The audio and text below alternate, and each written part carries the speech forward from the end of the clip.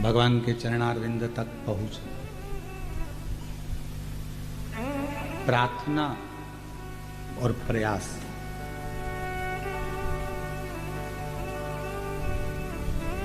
ये दो शब्द हैं। एक है प्रार्थना, दूसरा है प्रयास।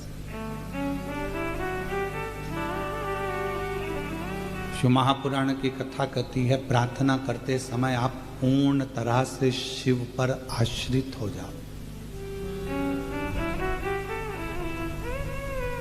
भगवान देवादिदेव महादेव पर पूर्ण तरह से आश्रित हो जाओ तो प्रार्थना सफल होगी।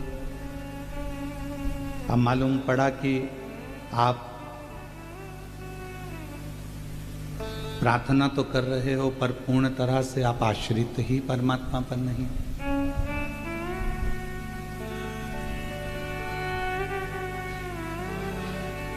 यश देना उसका काम है, अपयश देना उसका काम। सब कुछ वो करेगा, यश भी वही देगा, अपयश भी वही देगा, बस आप उस पर आश्रित कितने हो। प्रार्थना और प्रयास ये दो शब्द हैं, पर इन दो शब्दों को अगर देखा जाए तो दोनों में एक एक विचित्रता। प्रार्थना में आप परमात्मा पर पूर्ण आश्रित हो जाओ तो प्रार्थना सफल हो गई, और प्रयास में आप अपने ऊपर पूर्ण आश्रित हो जाओ तो प्रयास भी सफल हो जाए। प्रार्थना कब सफल है? जब हम अपने इष्ट पर, अपने शिव पर पूर्ण आश्रित हो जाओ। कल बहन जी ने वो पत्र में लिखा कि मैं अपनी रिश्तेदार के यहाँ गई हुई थी और वहाँ टीवी चल रही थी। उसने कहा कि 10 मिनट में कथा सुन लूँ, इसके बाद अपन बात करते हैं। और उसका मन कथा में लगा। वो 10 मिनट की कथा में उसने पत्र सुन लिया कि 23 साल बाद किसी के घर में औलाद हुई। तो उसके मन में विश्वास जाग गया कि मुझे 20 साल हुए हैं, तो मतलब मेरे यहाँ हो सकती है। अब उसने करा क्या? वचन पर विश्वास करा, शिव पर आश्रित हो गई, शंकर पर पूर्ण आश्रित। जब एक लोटे जल से 23 साल बाद औलाद दे सकता है तो एक लोटे जल से 20 साल बाद भी औलाद दे सकता है।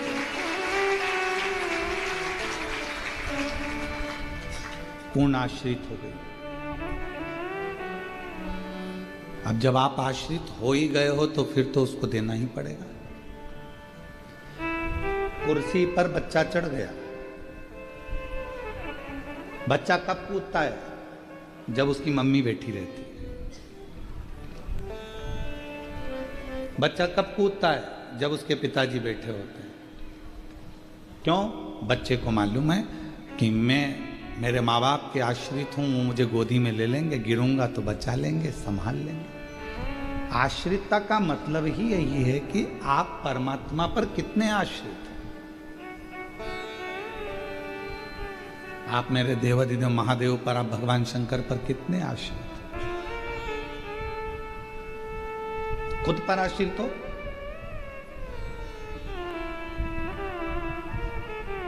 क्यों ये काम हो सकता है? मैं अपने आप पर पूरा भरोसा करती हूं, मुझे अपने आप पर फुल कॉन्फिडेंस है कि मैं कर सकूं। मतलब आप अपने आप पर आश्रित हो गए हो, और प्रयास करने में यदि आप अपने ऊपर आश्रित हो गए हो तो फिर दुनिया की कोई ताकत आपको हरा नहीं सकती। आप विजय प्राप्त कर सकते। स्वयं पर आश्रित हो।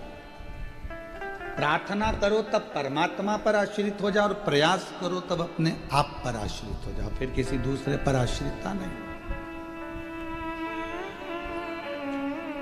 पर हम प्रार्थना करते समय भी परमात्मा पर आश्रित नहीं होते, और प्रयास करते समय भी अपने आप पर आश्रित नहीं होते। हमको भय लगा रहता है, होगा नहीं होगा, करूं ना करूं, देखूं ना देखूं, ये भय हमारे भीतर है। मैं इतने दिनों से भगवान शंकर के मंदिर जा रही हूँ, मैं इतने दिनों से दीप जला रही हूँ, मैं इतने 4 बार पशुपति व्रत कर लिए। वो बहन पत्र में लिखी, मैंने 4 बार पशुपति व्रत कर लिए, 4 बार सफ़ेद आंकड़े की जड़ बांध ली, 4 बार मैं सीहोर आ गई कुबेरेश्वर धाम पर बाबा को प्रणाम करने के लिए।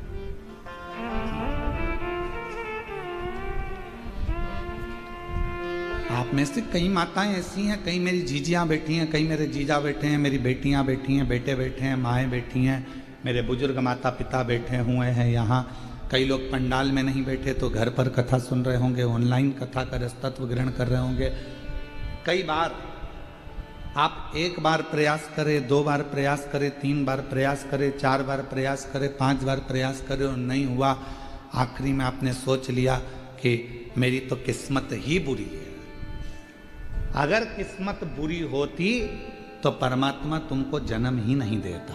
किस्मत अच्छी है इसलिए मनुष्य का शरीर मिल गया, किस्मत अच्छी है इसलिए अच्छे घर में जन्म हो गया, किस्मत अच्छी है इसलिए अच्छा परिवार मिल गया, किस्मत अच्छी है इसलिए शिव महापुराण की कथा मिल गई, किस्मत अच्छी है तो भगवान ने पूरा शरीर अच्छा दिया, किस्मत अच्छी है तो परिवार, पति, बच्चे, कुटुंब, कबीला सब अच्छा मिला। अगर किस्मत बेकार होती तो किसी जलगांव के चौराहे पर कटोरा लेकर खड़े रहते। उसने किस्मत अच्छी दी, भाग्य अच्छा दिया। किस्मत बेकार होती तो किसी गली में कोई पांव टूटा हुआ कुत्ता को देखना, कुत्ता को देखोगे पांव टूटे हुए को तो समझना कि भगवान ने बड़ी कृपा करी कि मेरे पांव अच्छे दे दिए। किस्मत अच्छी। क्यों किस्मत का रोना रोना? भगवान ने हमको ये लिख दिया, भगवान ने हमको वो लिख दिया। कई बहुएं अपने आप को कोसती हैं, परिवार को कोसती हैं, कई माताएं सास होना अपने आप को कोसती हैं। मेरी किस्मत में ऐसी बहू लिखी थी, मेरी किस्मत में ऐसा पुत्र लिखा था, मेरी किस्मत में ये लिखा था, मेरी किस्मत में ऐसा पति लिखा था। एक दूसरे को कोस रहे हैं और हो कुछ भी नहीं रहा, कुछ भी नहीं। क्यों अपने आप को कोस, क्यों अपने को कोस? एक कथा आपको पहले भी कही, आज फिर कहते हैं। दुनिया में किसी की सामर्थ्यता नहीं है कि कोई आपका बुरा कर दे। इसको कर लेने से दुनिया में किसी की सामर्थ्यता नहीं है कि कोई आपका बुरा कर दे। किसी की सामर्थ्यता नहीं, पर दुनिया में केवल एक की सामर्थ्यता है जो आपका बुरा कर सकता है। कौन है वो? आप खुद स्वयं। अपने लिए जब बुरा बुरा सोचते रहोगे, अपनी किस्मत को रोते रहोगे, तो एक दिन तुम्हारी किस्मत अपने आप बेकार हो जाएगी। तुम अपने आप को कोसते रहोगे तो एक दिन पूरे बर्बाद हो जाओगे। किसी की सामर्थ्यता नहीं कि कोई तुम्हें बर्बाद कर दे। किसी की सामर्थ्यता नहीं जो आपको कुछ कर दे। आप अपने आप में बर्बाद हो रहे हो। बुरा सोचकर, गलत सोचकर, गलत विचार लेकर। पार्वती जी की सहेली ने पार्वती जी से कहा था,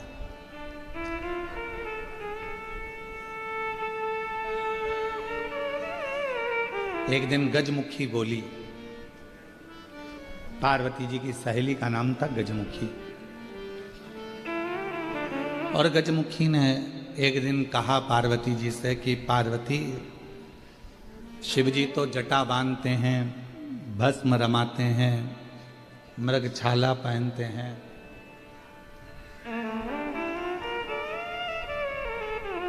और पूरा नगर का लोग कह रहा है कि तेरी किस्मत बेकार हो गई, तुझे ऐसा पति मिल रहा है।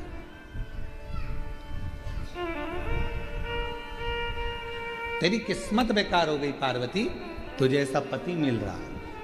पार्वती जी ने हाथ जोड़कर गजमुखी से कहा कि तूने आज तो कह दिया कि मेरी किस्मत ऐसी हो गई, पर एक बात कहती हूँ, शिव जी से विवाह करने के बाद जब मैं शंकर भगवान की अर्धांगिनी बन जाऊंगी, तब दुनिया की सारी स्त्रियां मेरे पति जैसा ही वर प्राप्त करने के लिए तप और साधना करेंगे। कोई दूसरे जैसा पति नहीं। किसी माताओं से पूछो तुम्हें कैसा पति चाहिए, तो कि शंकर जी जैसा मिलना चाहिए। क्यों भैया, भगवान नारायण जैसा नहीं चाहिए? अरे वो चरण दबाते रहते हैं। क्यों भैया, राम जी जैसा पति नहीं चाहिए? अरे वो एक किसी के कहने पर कान में बात आई और अपनी धर्म पत्नी गर्भ से थी, उसको छोड़ दिया। क्यों भैया, कृष्ण जैसे 16,108। कैसा पति चाहिए? तो का शिव जैसा। क्यों शिव जैसा? क्यों? जरा सा पत्नी पर आंच आई और दक्ष प्रजापति की यज्ञशाला को विध्वंस कर दिया, जो अपनी पत्नी के लिए आ गया।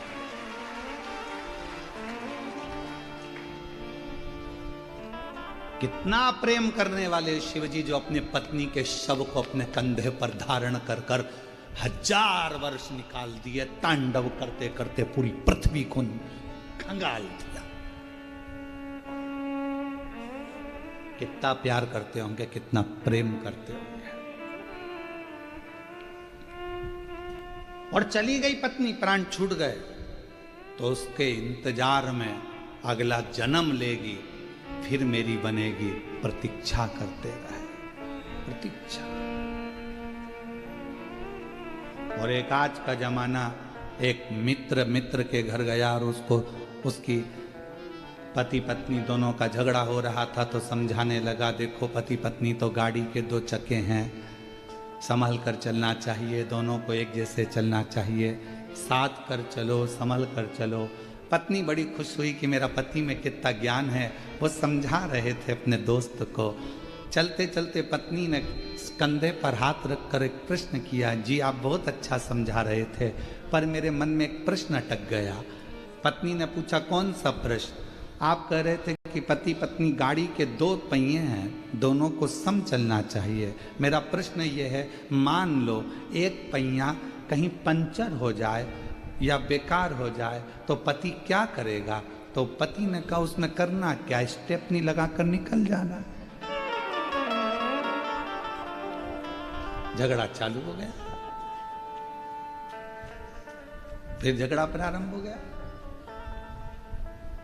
प्रत्येक पार्वती जी कह रही है, दुनिया की जितनी स्त्रियां हैं, दुनिया की जितनी माताएं हैं, वो मेरे पति जैसा पति मांगने का प्रयास करेंगे कि हमको शिव जैसा पति मिले। शिव जैसा पति मौन, शांत, कंठ पर विष भरा हुआ है, मस्तक पर चंद्रमा है, फिर भी अपशब्द मुख से निकलते नहीं, कभी आड़ाते रहे, कभी आड़ाते रहे। बल्कि पार्वती जी कहती हैं कि मैं क्रोध कर लेती हूं, पर मेरे पति क्रोध नहीं करते मुझ पर कभी। और एक दिन तो ऐसा हो गया कि मेरा क्रोध का इतना पारा बढ़ गया कि वो क्रोध मेरा जब समाप्त नहीं हो रहा था, मैं देख ही नहीं, पति जमीन पर लेटे हुए थे और मेरा चरण उन पर लगा गया। मैं भद्रकाली दक्षिणेश्वरी बन गई, कालका बन गई। मेरे क्रोध को उन्होंने संयमित कर दिया। मैं देख नहीं पाई, समझ नहीं पाई। मैंने उनके चरण पकड़ लिए कि मेरा पांव आपको लग गया, आपको बहुत गुस्सा आया होगा, क्रोध आया होगा। इतने में मेरे पति देव अधिदेव महादेव कहते हैं, पार्वती क्यों चिंता करती है, किस बात का क्रोध? तेरा क्रोध शांत हो गया ना, बस बहुत है। तू नम्र ले रहेगी, तू मिठास पूर्ण रहेगी पार्वती, तो ये सारा ब्रह्मांड अपने आप मिठास पूर्ण रहेगा। तू सहज हो जा, तू सहज। कितनी कृपा, कितनी करुणा, कितनी दया। कौन है जो अन्य देवता जैसा पति मांग रहा है? करवा चौथ का व्रत करते हो तो शिव जैसा पति चाहिए, तीज का व्रत चाहिए तो शिव जैसा पति चाहिए। भगवान ऐसी कृपा करना, शिव जैसा पति मिले।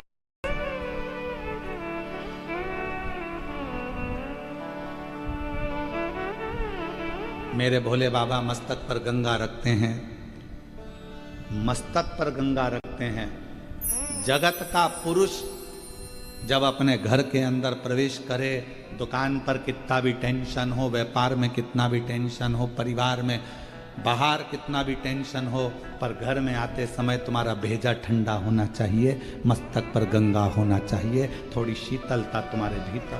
पूर्ण आश्रितता भगवान पर रख दो, प्रयास में पूर्ण आश्रितता अपने ऊपर कर दो। पूर्ण आश्रित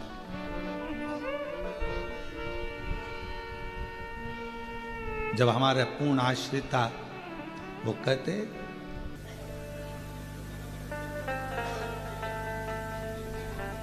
लोटे का पूरा जल चढ़ा जाते हो, पूरा की पूरा जल चढ़ाते होगे ना, फिर बाद में उसमें चढ़ा हुआ जल लेकर आते हो, पर चढ़ाते तो पूरा होना। ठीक है, चावल का